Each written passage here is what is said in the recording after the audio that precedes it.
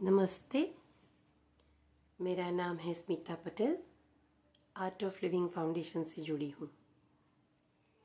कई लोग कहीं ना कहीं आध्यात्मिक संस्थाओं के साथ जुड़े हैं और प्रक्रियाएं भी करते हैं। रिलीजियस एक्टिविटी भी होती है, ध्यान करते हैं, सत्संग करते हैं, यज्ञ अटेंड करते हैं, दान करते हैं, बहुत कुछ करते हैं। और प्रश्न भी आता है कि हमारा कितना विकास हुआ। किसी किसी को ये प्रश्न भी आता है कि स्पिरिचुअल नॉलेज कितना मिला या स्पिरिचुअल प्रोग्रेस कितना हुआ। ये भी एक प्रश्न होता है। तो पूज्य गुरुदेव श्री श्री रविशंकर जी कहते हैं, आप कितनी जगहों पे कंफर्टेबल हो, कितने लोगों से कंफर्टेबल हो, कैसे भी लोगों के साथ कंफर्टेबल हो, प्रसन्न हो और जिम्मेदार हो, ये स्पिरिचुअल प्रोग्रेस है। कोई भी परिस्थिति हो, मान लो विकट परिस्थिति हो, शांत रह सकते हो क्या? मान लो सब कंफर्टेबल हो, खुश हो, क्योंकि सुविधाओं में भी लोग खुश तो नहीं होते। सुविधाएं बहुत है, पैसा है, फेमस है, कंफर्टेबल है, एवरीथिंग, घूमे हैं, लग्जरी है। खुश है क्या?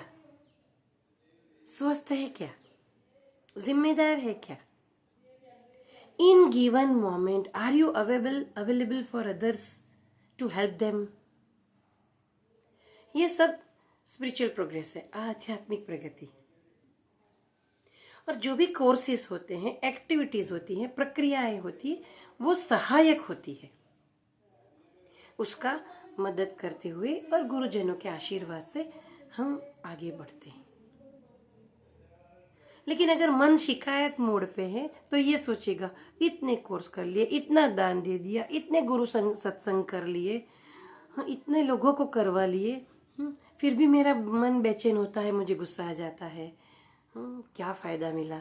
ऐसा नहीं होता। आ जाता है गुस्सा, मन परेशान हो सकता है, पर पहले जितना होता था, जितनी बार होता था, उतना नहीं होता।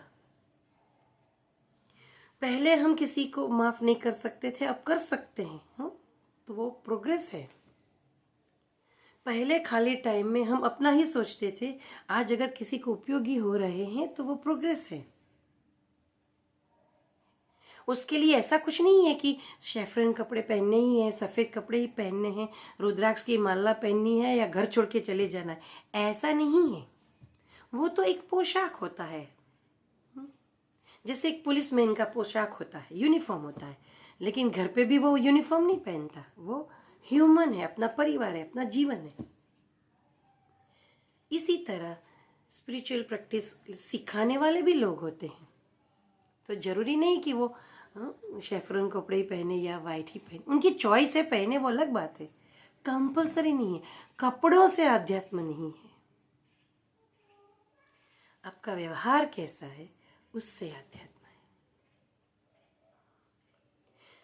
बहुत गर्मी है, एसी मिला है, एंजॉय इट। नहीं मिला, कोई बात नहीं, काम तो चल रहा है, ये वैराग्य है। नहीं, कड़ी धूप में बैठा रहूंगा, पसीने से तरबतर हो जाऊंगा, पर एसी नहीं करूंगा, ये तो वैराग्य नहीं है। कुछ होने से नहीं होने से फर्क नहीं पड़ता, ये वैराग्य मन का एक स्थिति होता है। कई बार हम गलत समझ लेते हैं वैराग्य को भी। एक छोटा सा प्रसंग है, किसी इंसान को लगा किसी गुरु के पास जाऊं, दीक्षा लूं, मंत्र लूं और सिद्धियां लूं, वैरागी जीवन जीऊं, संसार तो असार है, ये अज्ञानियों का वास है, ऐसा करके किसी गुरु के पास गए। तो सुबह घर वालों को बोल दिया कि मैं घर छोड़ के जा रहा हूँ, हम तैयार होके और निकले। तो घर से निकलते आगे जाके वापिस आए, कुछ दूरी से वापिस आए और अपनी पत्नी को बोला, वो चांदी का लोटा कहाँ पे है, और ये मेरी जो भी संपत्ति है, ये है वो, उसका क्या तुम व्यवस्था करोगी? तो मन निकला नहीं अभी तक। होता है, मन में होता है, संसारी के मन में तो सब कुछ होता है, उसी में पूरा दिन रहता है। पर जब आप गुरु के पास जाते हो, मान लो गुरु मिल भी गए, तो पहले पूछते हैं तेरी तैयारियां क्या है। मैं तो बहुत देने को तैयार हूं, है ना। कई लोग होते हैं, ये गुरु सही है या वो गुरु सही है या वो संस्था सही है। पहले हमारी तैयारी बना ले कि हम कितना जिम्मेदार रह सकते हैं, खुश रह सकते हैं, किसी को मदद कर सकते हैं, उसकी तैयारियां तो करें। हाँ, उसमें जो सहायक है वो प्रक्रिया तो करें, उसके बाद आगे की बात आती है। प्रगति और सही गलत का कमेंट भी हम बाद में कर सकते हैं, ये मेरा मानना है।